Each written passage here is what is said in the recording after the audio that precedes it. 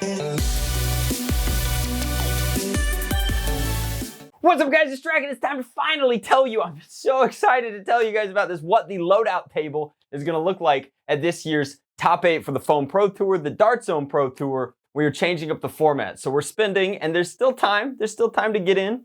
You could come and compete and qualify at the last chance qualifier Thursday before End War kicks off in earnest up in Rochester, New York. Very excited. Full event details will be in the description box below. But for everybody who's qualified already, or everybody who's just excited to catch the live stream, excited to watch these games, excited to see who the best foam flingers in the world are, at least for this year. Now, before I tell you explicitly what's going to be on the loadout table, I want to tell you that we will be using the current version of the Sin Zone rule set. Sin Zone was designed specifically for this competitive format. It was designed to be fast. It was designed to be deliberate and decisive. It's a very exciting, very dynamic game type. It's gone through a few revisions during the qualifier season, but we are fully locked in. That is the rule set that we will be using for the finals, with the only notable exception being the blaster kind of area. So as opposed to our usual split cap of Springer, flywheel, automatic, stored energy, etc., we have kind of converted, and the top 8 of the event is going to feature our titular sponsors products. So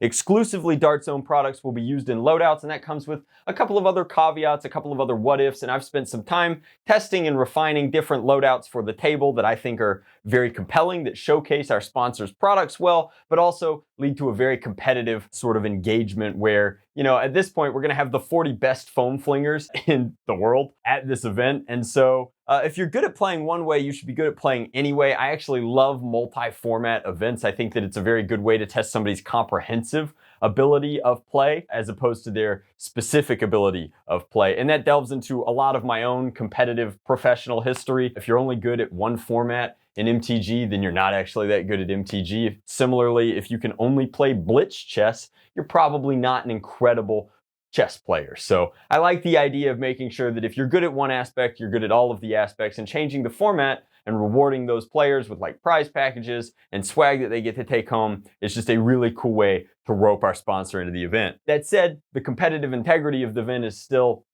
at the absolute top of my priority list. So as your tournament organizer, I had to come up with a way to maintain kind of the dynamic decision making of how you build a loadout with a team of 5 players. And I wanted to make sure that you use pretty much everything on the table. So let's start with the things that are super consistent. We're using exclusively half-length darts in the DZPT. While a lot of these blasters are capable of firing full-length darts, in an effort to keep things consistent and to make, frankly, the logistics of the event a lot easier, as well as showcase the blasters at their best, we're using half-lengths. And the half-lengths are going to be these. These are the Bamboo 2.0 half-lengths. I think that they have many, many names at this point, but they're the ones that come with the Mark III and the ones that will be coming with the 2.1 and the 1.2, both of which will be featured. So each table is going to have 250 of these. That's the same ammo cap that you've used in the qualifiers, you'll be using in the top 8. In addition to that, you'll be using exclusively Dart Zone magazines. While these blasters are all capable of firing a litany of different magazines, from, you know, jet blasters to katanas to talons and blah, blah, blah, blah, blah, we're going to be using the products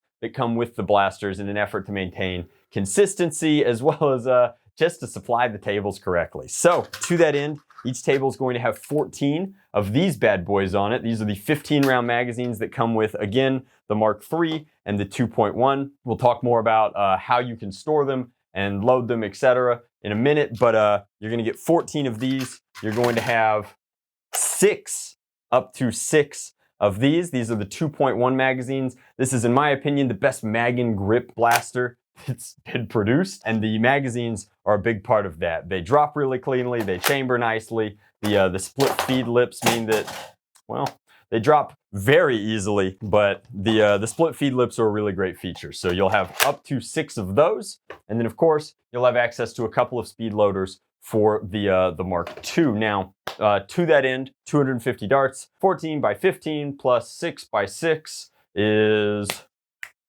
246, I believe, which means that you'll have 4 darts left over. So you kind of get to choose what you want to allocate into your single Mark II, how many darts you want to put into it at the beginning, as well as if you want to split maybe one of the larger magazines into your speed loaders, or what have you. The goal is to have a variety of different options. And then I think the most important decision teams are going to make as they head into their top 8 performance is kind of how they assign different blasters to different players, how they play into their team's respective strengths and weaknesses. So to that end, the blasters that will be on the table is each team of 5 will have access to 6 blasters total. You can carry all 6 if you choose to, or you could choose to run with 5 if that's more your speed. But each table will have 2 1.2s. Each table will have 2 Mark IIIs. Each table will have 1 2.1, and it will have 1 2.0. The reason that there is no 1.1 present is simply logistics. It's been sold out, I think, for a while now, and it would be very difficult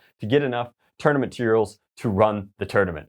Also, the 1.2 is an upgrade in many, many aspects, and I really enjoy it, and I think that just in the interest of everybody's play and excitement, using the new and exciting pump action Springer will serve the tournament's needs better. So that's effectively the video. If that's the meat and potatoes that you wanted, it's 2 of these, 2 of these, 1 of each of these, enough magazines to load out everybody, as well as the respective kind of gear needed to feed the blasters. All right, so with all of that said, let's talk about dress code. We will be providing you guys jerseys. At least the first 6 qualifying teams will have some very high quality jerseys that will categorize them and make for excellent sports commentary. Obviously, the ability to call you out by name and number in the live stream is going to make you a more recognizable athlete, which is pretty sweet. There are 2 teams that qualify right before the event. Will have to play in the jerseys that they qualify in. I hate it, but just the logistics, you can't make a custom jersey in 48 hours. At least I can't. So to that end, we're only providing you tops, right? You can wear whatever bottoms you're most comfortable in. I am going to require you to wear at least something, but you can choose shorts, BDU, slide pants. I'll tell you, I personally play in paintball slides. I find that the squeegee pocket in my paintball slides holds a half-length size magazine perfectly and doesn't affect the way that I slide on the field. So that's my personal choice. You can wear whatever you'd like, but if you plan on being the player on your team that is carrying a number of magazines because they're playing with a blaster that utilizes them, then you're gonna need some way to hold those magazines. So keep that in mind as you're choosing whichever kind of shorts or pants you want to play in during the DZPT. That said, you'll also have access to all of the different accessories that come with these products. So in the case of the 2.1, you should have a player with a belt because you can use the holster that it comes with.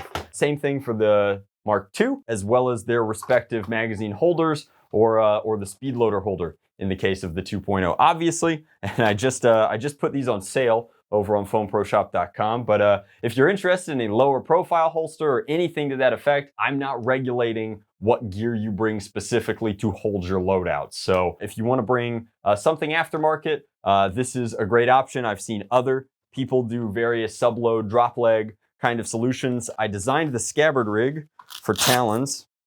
It's been sold out for a while now. I just added my last 2 onto the site. It looks like a scabbard rig. They sit a little bit higher, the 15 rounders, but it looks like a scabbard rig would hold an amount of 15 rounders if you were interested in that as well. I'll put links to this stuff down in the description box below, but either, like I said, pick pants that are capable of holding magazines comfortably or find tactical gear that does something similar. I guess in the interest of these, you'll have, the ability to hold 1 in the blaster and 2 here. You'll have access on your table to 3 more. Perhaps you switch them out between rounds and you just run 3 each round. If you want to carry extra onboard ammo, they're pretty compact. I think that's a pretty good size indicator of what you've been looking at. Obviously, due to the 50 cal nature of darts, they're thicker than your average real steel magazine, so I wouldn't explicitly look for some sort of subload that holds pistol mags, but anything that double stacks them, I'm sure this would be just fine. I think that covers it. I am very, very excited to see you guys all at End War. We've got an incredible FoamCon lineup. I've published the FoamCon lineup. Make sure you check out the Facebook page. Let me know that you're coming. We just got back our challenge coins, people who complete the entirety of the HVZ event. I think that we're the first HVZ that I know of to give away like real challenge coins for completing the event. Human, zombie, whatever. They are incredibly sweet. I'm stoked to give those out. We've got some amazing vendors bringing a lot of cool stuff. There's new product that hasn't been seen from hobbyists and industry makers alike. It's proving to be a very exciting return to formal foam flinging. Like, End War has always been this really important thing to me. It's always been a really important event for the community. It's always been kind of our annual coming together. And after taking so much time apart, I'm just really excited to see you guys. I missed you all so much. All right, shucks. Well, tournament information that's it. That's what you can expect from the loadouts. That's what you can expect from the rules. It all goes down Sunday, July 17th in Rochester. If you can't be there in person to experience the excitement, then you should be right here on my YouTube channel, as well as I think we're gonna cross the streams and publish it on one of Dartzone's platforms, but we're looking forward to sharing that event with you guys. It should be one of the most exciting live streams I've ever been a part of. Can't wait for it. Much love. Blast on. Drac out.